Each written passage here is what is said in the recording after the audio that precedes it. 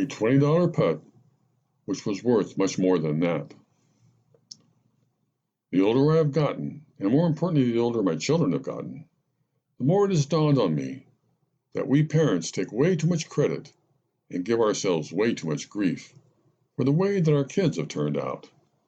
Maybe it's just me, but have you ever noticed that the vast majority of the character traits our children possess were more or less right there for anyone with a perceptive eye to see within the first year or two of their birth? In other words, if you really think back on it, whether your child turned out to be loud or quiet, funny or serious, outgoing or introspective, a great joy to be around or a pain in the butt, he or she was pretty much born that way, and our abundance of parenting skills, or a complete lack of them, didn't really have all that much to do with it.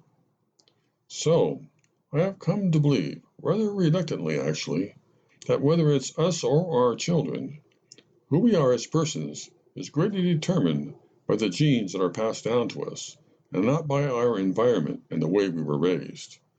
Now, that doesn't mean that parents don't have any responsibility for how their children turn out, because we can certainly have a lot of influence on the edges, especially when it comes to teaching the difference between right and wrong, and what's important and what isn't in this life.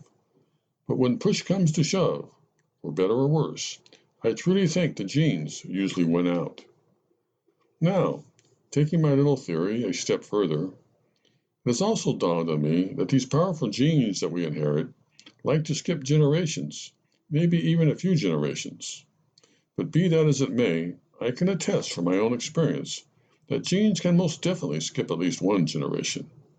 For instance, I have often been told that I look and act a lot like my mother's father, who I never actually met because he died the year I was born. My twin sister has often been compared to my father's mother in both appearance and character traits. And although none of my 4 kids look or act much like me, with the possible exception of my daughter, my youngest son is very much like his mother's father, and my oldest son is almost exactly like my father. In fact, he is the same height and weight, has the same nose, mouth, complexion, and hair color, and is also very much like him in temperament, especially when it comes to what makes him happy and what makes him sad, which finally brings me to my little story. For Father's Day, my very thoughtful son-in-law set up a golfing foursome that included him, me, my younger brother, and my oldest son. Now you would have to know my younger brother and my oldest son to know how difficult that was to pull off, so I'm impressed that my son-in-law even made the attempt.